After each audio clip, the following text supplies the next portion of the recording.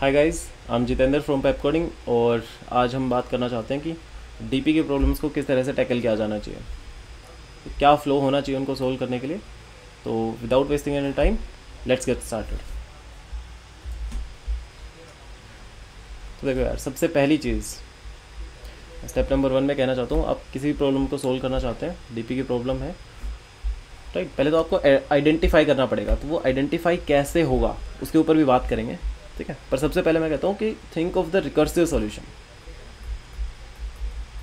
उसके recursive solution के ऊपर सोचो सबसे पहले, ठीक है। अगर आपने उसका रिकर्सिव सॉल्यूशन सोच लिया तो स्टेप नंबर 2 आप उसका ड्राई रन करिए, ठीक है। उसका वो रिकर्शन ट्री बना के देखो। ड्राई रन के अंदर बेसिकली रिकर्शन ट्री बना के देखिए। और अगर आप इसमें अगर आइडेंटिफाई कर लेते हो रिपीटेड कॉल्स, कहीं पे भी अगर आपको रिपीटेड कॉल्स दिखती हैं तो मतलब ये डीपी की प्रॉब्लम है, राइट। तो इसमें आप ऑप्टिमाइजेशन लगा सकते हो यूजिंग डायनेमिक प्रोग्रामिंग, ठीक है। तो डायनेमिक प्रोग्रामिंग की आपने एक डेफिनेशन पढ़ी भी होगी, it is optimization over recursion, ठीक है। तो ये वही है। अब मैं थर्ड चीज़ के ऊपर आता हूँ कि आपने आइडेंटिफाई कर लिया डीपी लगा सकते हो, तो भाई डीपी लगा दो, ठीक है। मेमोराइजेशन, तो मेमोराइजेशन के बेसिकली तीन स्टेप हैं, तो इन तीनों स्टेप्स को याद करना। स्टेप नंबर 1, सबसे पहले आप डिसाइड करो कि कितने डायमेंशन की स्टोरेज चाहिए, ठीक है। Dimensions of storage, first you have to decide this. Second point, अपना आंसर रिटर्न करने से पहले स्टोरेज में उसको स्टोर करवाते हो जाओ। Store your answer before returning,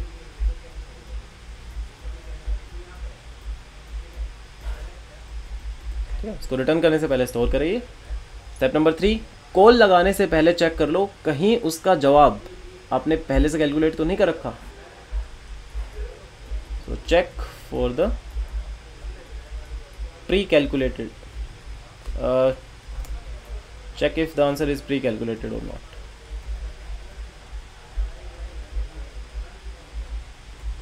Pre-calculated or not, ठीक है। अच्छा, इसके बाद यार एक छोटा सा स्टेप और बोलता हूँ मैं, ठीक है। काफ़ी इंपॉर्टेंट है, क्रूशियल है। वो ये है कि मेमोराइजेशन आपने कर लिया तो एक छोटा सा ड्राई रन करो कि जो स्टोरेज है ना वो किस मैनर में फिल हो रहा है ना।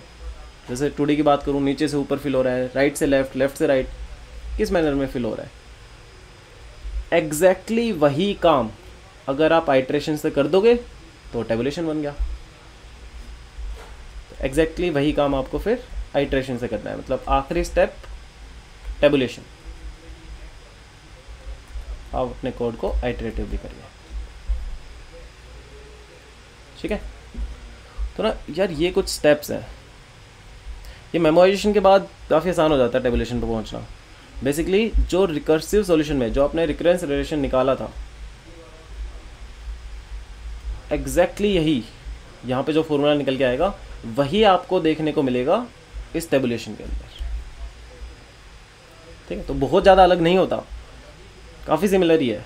एक काम को आप रिकर्शन से कर रहे हो, उसके ऊपर ऑप्टिमाइजेशन लगा दी, फिर दूसरे को वही काम, मतलब वो टेबल ही तो फिल कर रहे हैं ले दे के, राइट। उस स्टोरेज को ही फिल कर रहे हैं, उस स्टोरेज को आइट्रेशन से फिल कर दो, रिकर्शन से फिल कर दो,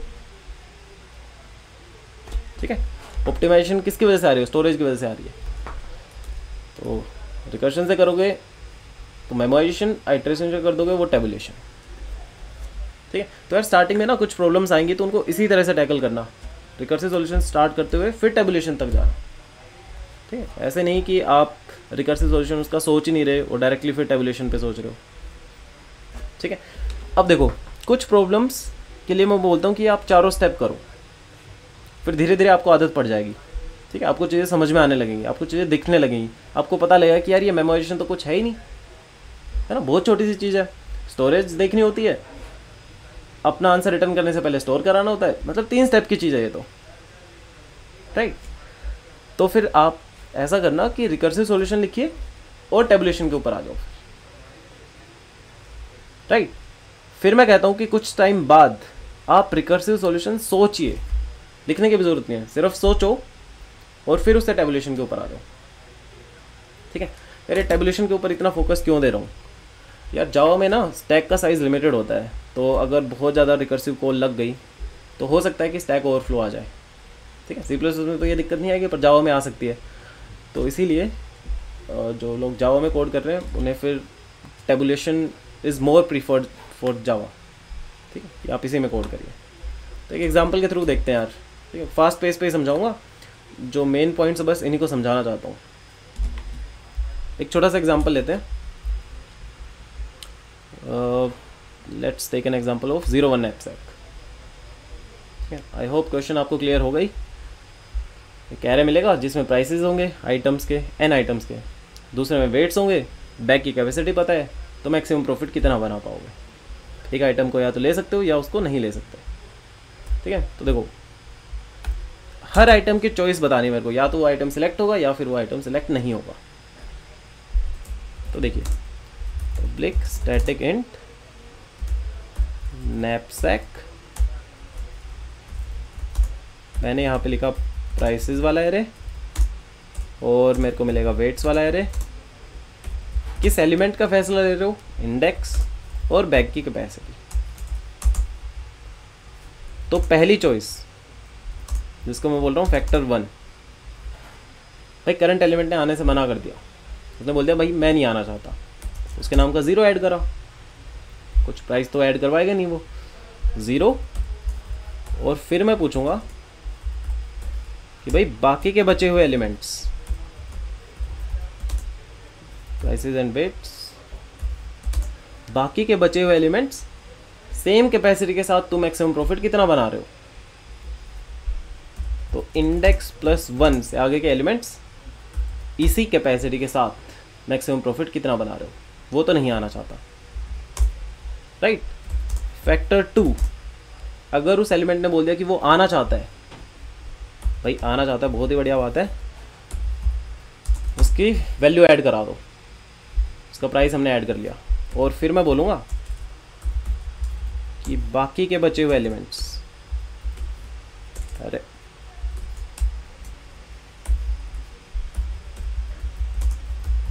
बाकी के बचे हुए एलिमेंट्स तुम बताओ अपडेटेड कैपेसिटी के साथ मैक्सिमम प्रॉफिट कितना बना रहे हो। क्योंकि अगर ये एलिमेंट आना चाहता है तो कुछ स्पेस ऑक्यूपाई करेगा, मतलब अपना वेट लेके आएगा, तो उस कैपेसिटी में से इसका वेट माइनस करना पड़ेगा। Capacity minus weights of index,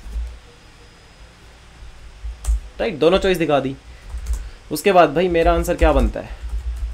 इन दोनों का मैक्सिमम, फैक्टर 1 एंड फैक्टर 2 का मैक्सिमम, और अपना आंसर करा देंगे हम रिटर्न। अब बेस केस फिगर आउट करते हैं। ठीक है, बेस केस तो ड्राई रन करना पड़ेगा आपको, मैं यहाँ पे ड्राई रन नहीं करके दिखा रहा। ठीक है, you have to do it. तो जब आप ड्राई रन करोगे तो एक जगह देखोगे कि जब कैपेसिटी नेगेटिव हो जाती है तो उस केस को तो हमें कंसिडर ही नहीं करना। कैपेसिटी नेगेटिव होने का मतलब ये ओवरफ्लो की कंडीशन है, ये तो आपको कंसिडर ही नहीं करनी चाहिए थी, राइट। तो मैं बोलता हूँ कि यहाँ से मैक्सिमम प्रॉफिट कितना मिलेगा, तो मैंने बोल दिया भाई -∞ मिलेगा। ठीक है। दूसरा, अगर आपने सारे एलिमेंट्स का फैसला कर लिया है, अगर index array dot length equal हो चुका है, सारे एलिमेंट्स का फैसला हो गया, तो अब यहाँ पे कोई एलिमेंट रहता ही नहीं है। एरे डॉट लेंथ पे कोई एलिमेंट थोड़ी ना रहता है, वहाँ से मैक्सिमम प्रॉफिट आप 0 बना दो। ठीक है, तो कर लिया हमने कोड। ये एक बार इसको चला के देखा जाए।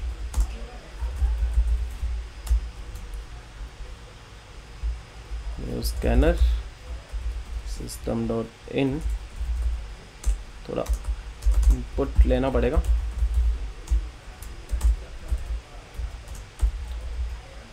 ठीक है, प्राइसेस का एरे बना लेते हैं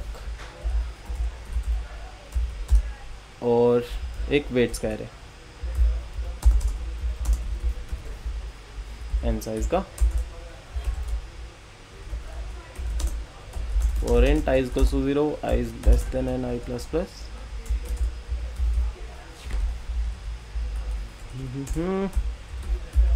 So prices of 5, cn dot next int,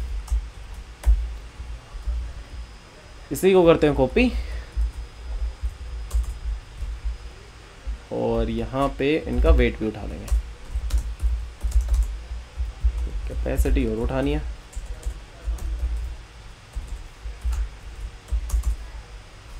और लास्ट में हम लगाएंगे इस फंक्शन को कॉल, जो जवाब आएगा उसको करा देंगे प्रिंट।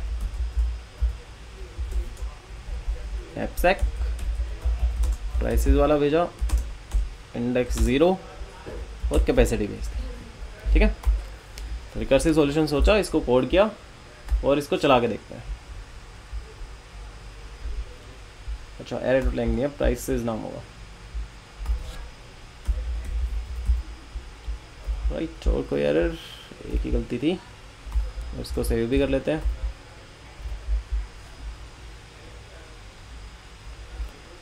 ठीक है, तो this is working fine. Okay,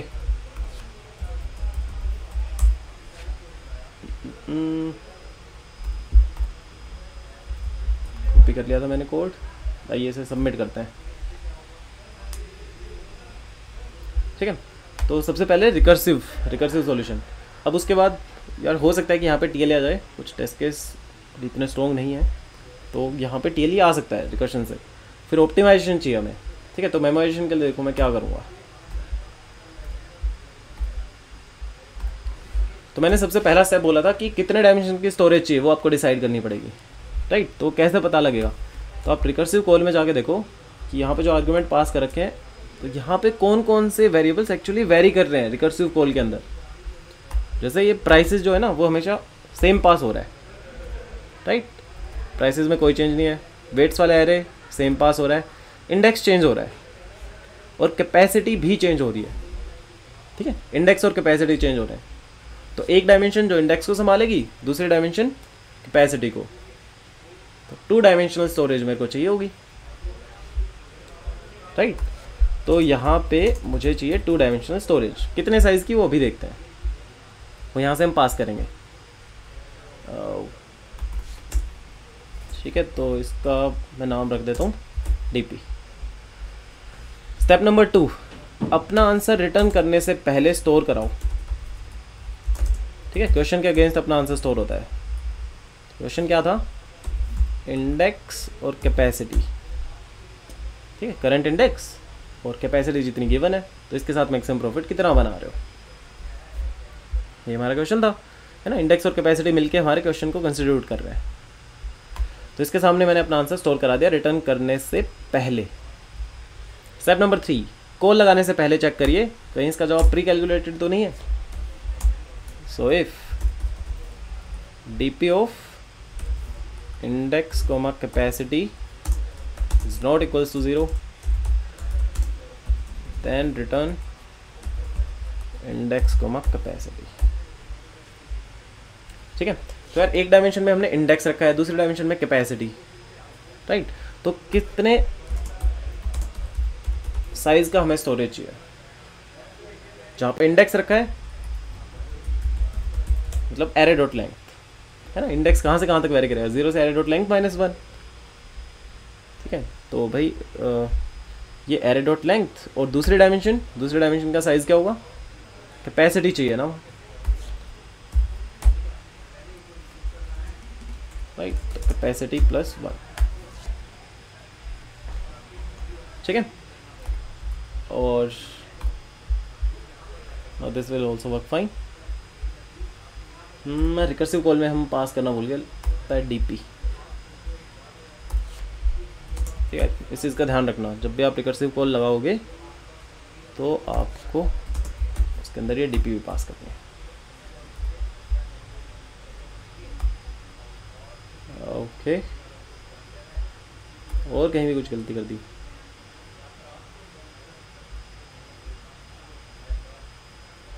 okay, let's give it a try. अच्छा, एरे डॉट लेंथ कुछ नहीं है, N आएगा यहाँ पे। थोड़ा एरे डॉट लेंथ लिखने की आदत हो चुकी है। ठीक है, फाइन। तो ये मेमोराइजेशन। रिकर्शन लिख लिया, 3 स्टेप के बाद मेमोराइजेशन हो गया। फिर इसका ड्राई रन करो और फिर आप निकालो कि किस मैनर में हमारा ये स्टोरेज फिल हो रहा है, ठीक है। उसके बाद टेबुलेशन के ऊपर जाओ, उसी मैनर में करा दो, राइट। या फिर ना एक बार के लिए मैं दिमाग बंद कर लेता हूँ, मैंने फॉर्मूला तो देख लिया कि फैक्टर 1 फैक्टर 2 ये कंसिडर कर रहे हैं और यहाँ से अपना जवाब बन जाता है, तो डायरेक्टली आप इसको भी अप्लाई कर सकते हो टेबुलेशन के अंदर, राइट।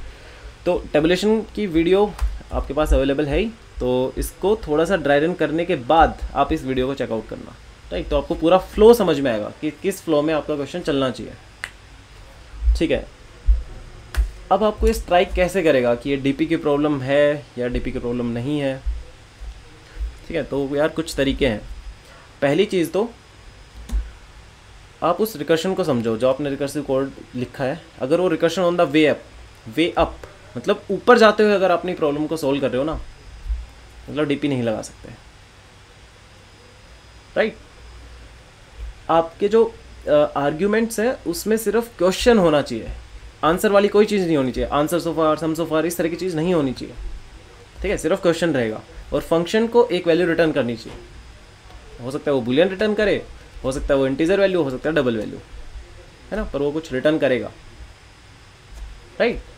तो ऊपर जाते हुए अगर आप प्रॉब्लम सोल्व कर रहे हो तो वहाँ पे आप डीपी नहीं लगा सकते।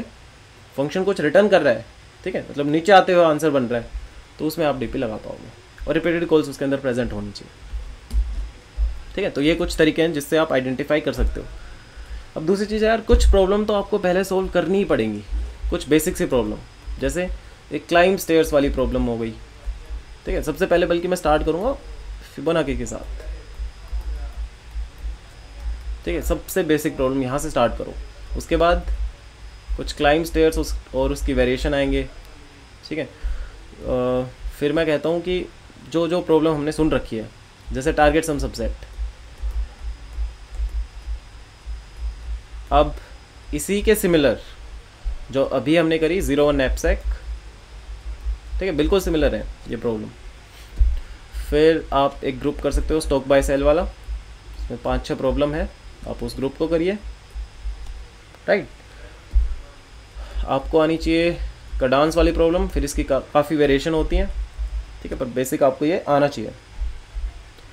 और इसके बाद मैं बोलता हूँ LIS, longest increasing subsequence, LCS, longest palindromic subsequence, LPS, ठीक है। फिर कुछ कैटेगरी और है, ठीक है, जैसे 3D-DP आ जाता है, 3D-DP, DP on trees, right. MCM भी भूल गया था, ठीक है, MCM को पहले ही मेंशन करता हूँ मैं, MCM मैट्रिक्स चेन मल्टीप्लिकेशन, ठीक है। फिर DP ऑन ट्रीज, ठीक है, 3D-DP, DP with bit masking,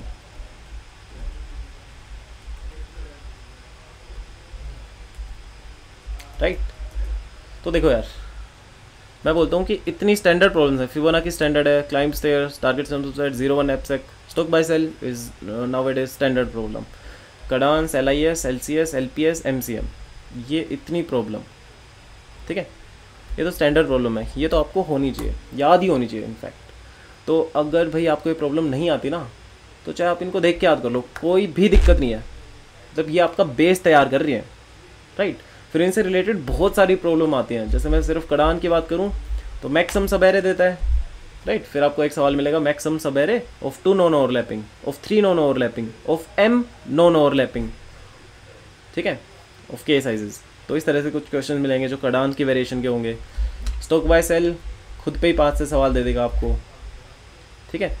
इनके आसपास भी कई सवाल मिल जाएंगे कि आपको 2 सबसेट में डिवाइड करना है और दोनों का सम मिनिमाइज़ होना चाहिए, ठीक है, दोनों का सम, दोनों के एलिमेंट्स का सम मिनिमाइज़ होना चाहिए, इक्वल होना चाहिए, परफेक्ट सम वाली प्रॉब्लम, राइट। ऐसे ही LIS के ऊपर लॉन्गेस्ट इंक्रीजिंग है, longest decreasing, bitonic, right, maximum non overlapping bridges, Russian doll, envelope, तो बहुत सारी प्रॉब्लम है, बहुत सारी। पर ये सारे क्वेश्चन स्टैंडर्ड इसीलिए हैं क्योंकि ये उन प्रॉब्लम्स का बेस है, ये बेस तैयार कर रहे हैं, ठीक है, तो ये प्रॉब्लम आपको सीखनी ही पड़ेगी, ऐसा नहीं है कि मतलब बैठे और आ गई, ठीक है, एकदम से नहीं होंगी ये चीज़ें, तो आप सीख लो इन प्रॉब्लम्स को, राइट। इनका थोरोली ड्राई रन करके देखो। इनके ऊपर मैं इन्हीं प्रॉब्लम्स के ऊपर कहना चाहता हूँ कि आप तीनों स्टेप्स लगा के देखो, रिकर्शन, मेमोराइजेशन, टेबुलेशन, ठीक है। फिर आपको ज़्यादा चिंता करने की ज़रूरत नहीं है, मतलब एक स्टेप वो ग्रुपिंग वाला और लाना चाहता था मैं, तो उसमें ग्रुपिंग के लिए आपको चिंता करने की ज़रूरत नहीं है, वो ग्रुपिंग हमने पहले ही कर रखी है ना। जैसे 3DDP का एक ग्रुप बना दिया, तो अगर आप यहाँ पे जाते हो तो स्टैंडर्ड प्रॉब्लम्स दिख जाएंगे आपको कि क्लाइंब स्टेयर्स के कुछ क्वेश्चंस दिख गए, उसके बाद target sum subset, coin change combination permutation, ये भी स्टैंडर्ड है, और 01 एपसैक, ठीक है। फिर ये स्टॉक बाय सेल वाली सारी की सारी प्रॉब्लम आ चुकी है हमारे पास, कुछ पेंट हाउस, ठीक। ओके, अब देखो यहाँ पे लेवल 2 में